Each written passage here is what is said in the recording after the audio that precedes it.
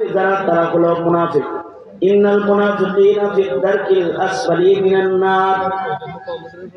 অথচ মুনাফিকদের মাথায় টুপি ছিল, এখনো কিছু মানুষের মাথায় টুপি দেখা যায়, কিছু মানুষের মাথায় পাগড়ি দেখা যায়, কিছু মানুষের গায়ে লম্বা জামা দেখা যায়, কিন্তু সম্পর্ক হইল রল লাগে, সম্পর্ক হইল মুশরিকের লাগে। আমাদের মাননীয় প্রধানমন্ত্রী উনি 70 রাকাত নফল নামাজ করতো, হাসি দিয়ে করতে চলবে 70 রাকাত নফল নামাজ দিয়ে 5 পারা কোরআন শরীফ প্রত্যেক ইউনিয়নে দিনের কাম করছে, বিধবা ভাতা দিছে, এটা দিছে সেটা দিছে, দিনের কাজ অনেক করছে না। কিন্তু বেজাল হলো আলেমের সাথে সম্পর্ক খারাপ আর মুশরিকের সাথে সম্পর্ক ভালো।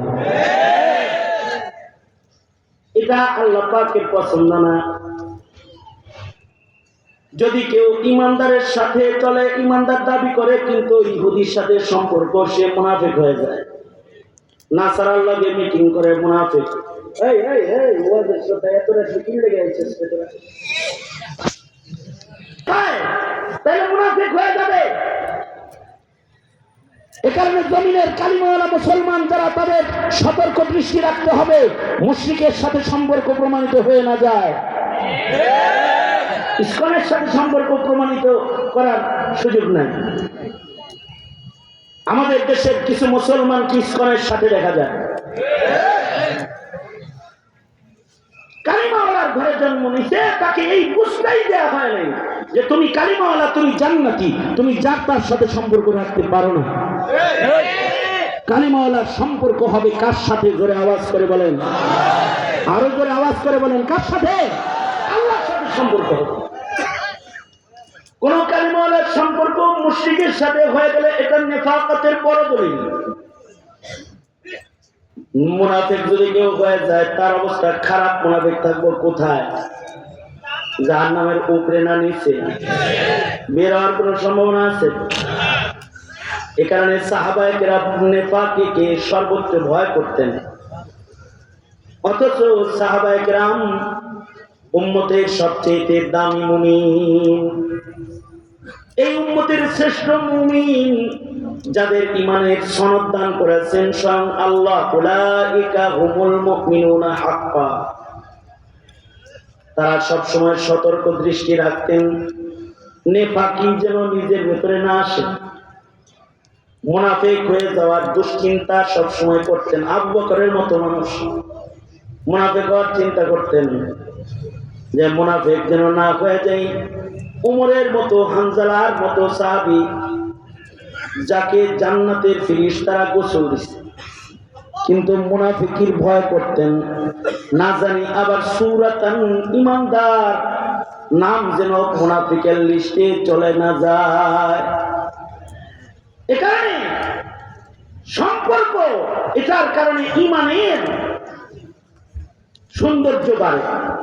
কেউ কালিমাওয়ালা হওয়ার পাশাপাশি যদি তার সম্পর্ক থাকে আলেমের লগে, তাহলে তার ইমানের কোয়ালিটি ভালো। যদি তার সম্পর্ক থাকে 5 ওয়াক্ত নামাজ মসজিদের লগে, তাহলে তার ইমানের সম্পর্ক, ইমানের রং কোয়ালিটি ভালো। যদি তার সম্পর্ক থাকে কোরআন তেলাওয়াতের সাথে, তাহলে তার ইমানের কোয়ালিটি ভালো।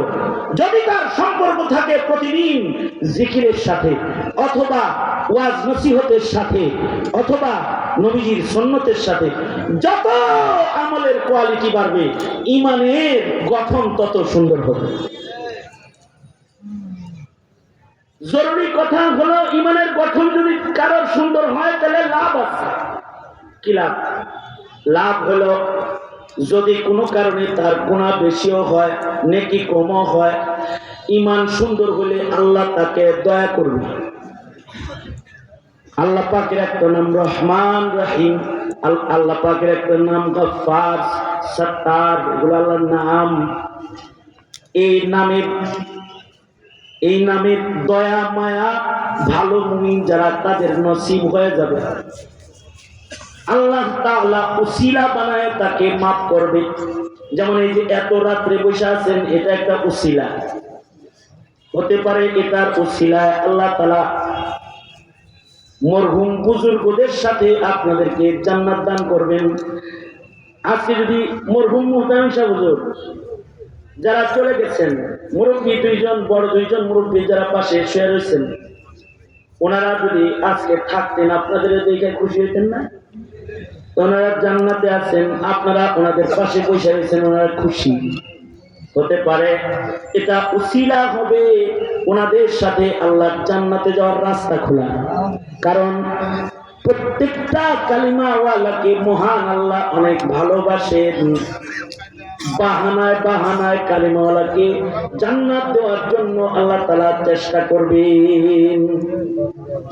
কিছু মুমিন আছে যাদেরকে গুনাহ বেশি হওয়ার কারণে দোজখে দিবেন ঠিক, কিন্তু আবার আল্লাহর রাসূলকে তাদের পিছনে লাগায় দিবেন যে আমি বাইর করে দিছি, দোজখে দিছি, আপনি শাফাআত করেন।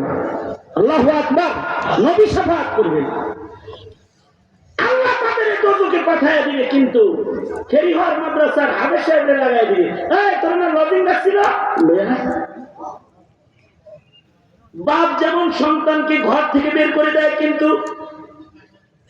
বাইরে আবার কয় আমি বাইর করে দিছি, তুই তো চাচা লয়। বাপ বাইর করে দেয়, কিন্তু আবার মারে কয় তুমি ডাক দিয়া খাওয়াই দিও, খাইছে নাকি দেখো। বাবার চেয়েতে মায়ের চেয়েতে বান্দাকে আল্লাহ তাআলা কম ভালোবাসে না বেশি ভালোবাসে? গুনাহ আছে দোজখে দিবেন, কিন্তু আবার বন্ধুকে বলবেন বন্ধু ওরে একটু শাফাআত করেন। আবার আলেমকে বলবেন শামসুল হক সাহেব আপনি একটু শাফাআত করেন, আপনার কাছে না চান্দা দিছে। আবার বলবে হোসেন আহমদ সাহেব আপনি একটু শাফাআত করেন, আপনার না বিল্ডিং বানান না টাকা দিছে। বলবে এ হাফেজ সাহেব মাদ্রাসার হাফেজ তুমি শাফাআত করেন। একদিক দিয়ে তারাইবো আবার শাফাআত করাইবো, আপনি অনেক লজিং রাখছেন, আপনি তো যোগে যাইবেন, হয় না চলেন আল্লাহর লগে একটু কথা কই। তো হাফিজ কোরআনের শাফাআত লাগায় দিবে, কারণ তার ইমানের কোয়ালিটি ভালো। সে নামাজ পড়ে নাই, দাড়ি রাখে নাই, কিন্তু মাদ্রাসার ছাত্র লজিং খাওয়াইছে। সে দিন ধর্ম তেমন মানতে পারে নাই, কিন্তু মাদ্রাসার ঘর নির্মাণ করছে, বোর্ডিং চালাইছে। ইমানের কিছু কোয়ালিটি তার আছে। তার সম্পর্ক হাসানুল হক ইনু আর শাহরিয়ারের লগে না, তার সম্পর্ক আলেমের লগে। সে কবির চৌধুরী ভক্ত না, সে শাইখুল হাদিস আল্লামা আজিজুল হক ভক্ত। এ কারণে আল্লাহ তাআলা বাহানা পয়দা করে তার প্রতি রহম করবে। হাদিসে আছে এক গুনাহগার মুমিনকে আল্লাহ তাআলা ডাকবেন, এই এদিকে আয়, তো ও কাছে যাবে। কাছে গেলে আল্লাহ তাআলা আল্লাহর কুদরতি হাত বান্দার মাথার উপরে রাখবে। আল্লাহ তাআলা বান্দার কানে আল্লাহ তাআলা আস্তে করে বলবে তুই না ইমানদার, ইমান তো তোর ভালো, এত গুনাহ করছিলি কেন? বান্দা তখন বলবে আল্লাহ ভুল হয়ে গেছে। আসলে তার ইমানের গঠন সুন্দর হওয়ার কারণে আল্লাহ তার কাছে ডাকে নেবে, আর বলবে গুনাহ করছিলি কেন? বান্দা বলবে ভুল হয়ে গেছে। হাদিসে আছে আল্লাহ বলবেন ঠিক আছে যা, তোরে ভালো মানুষের লগে দেখছি, যা যা, আমার একটা নাম আছে সত্তার, আমার ওই নাম দিয়ে তোর সব গুনাহ ঢাইকা দিলাম, তুই জান্নাতে চলে যা। আল্লাহ তাআলা এভাবে বাহানায় বাহানায় আল্লাহর বান্দাদেরকে মাগফিরাতের নিয়ামত দান করবে। একসাথে বসে ওয়াজ শুনছে, একসাথে নামাজ পড়ছে, একসাথে মাদ্রাসার কমিটির সদস্য ছিল, কিন্তু কমিটির সদস্য সবাই তো নেককার না, কিছু আছে সদস্য আছে কিন্তু কাম একটাও করে না। আছে না এরকম? খেরিহর নাই, এটা অন্য জায়গার কথা বলছে।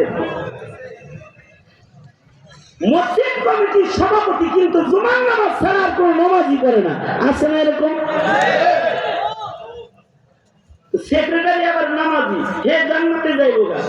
হাদিসে আছে, সে যায় বলবে কি জানেন, আল্লাহ একসাথে মসজিদের খেদমত করছিলাম, হে কই? আল্লাহ তাআলা বলবেন বড় নামাজ মমতাই দোজকে দিছি, যাক তখন লোকে তাহলে ভালো কাম করছেন না, হ্যাঁ তাহলে ঠিক আছে বাইর করে আনতেছি। আল্লাহ তাআলা তাকেও বের করে আনবে।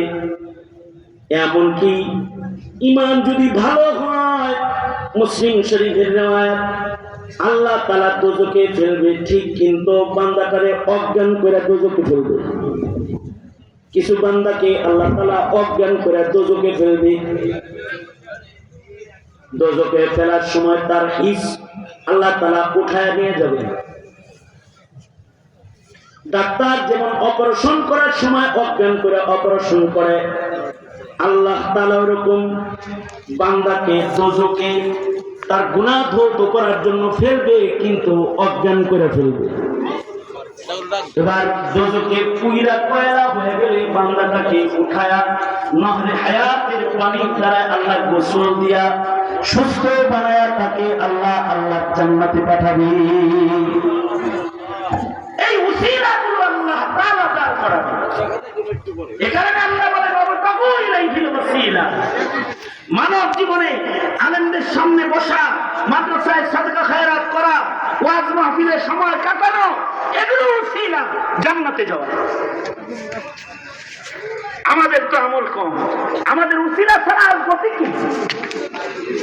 অবশ্য আমাদের পূর্বের যারা